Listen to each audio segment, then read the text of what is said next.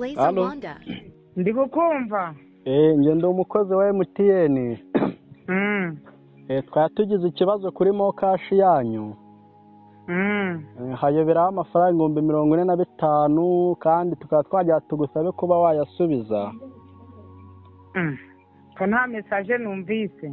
Uyu munsi imvura yaguye amaneto akayanze. Mfambe.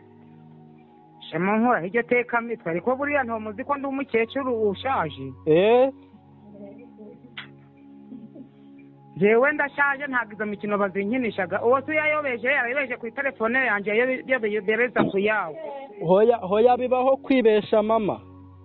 Aya pe, mfite 60. Ufite 60. Njewe mfite imyaka 30. Ntago bambeshaga ibyo. Oya nagaruka ukubesha wereka tukubwira ukuntu yadatura kuguramo n'umutabe wa 5. Ni ntuza n'umwuka unyobora ntago nyemera kubesha uwo warangije kucica. Hoya nago naba nkubesha mama. Ahubwo dufunge konte yanyu. Nimero zawe ni 42 ndajya gukorera kuri MTN. Blazer Wanda.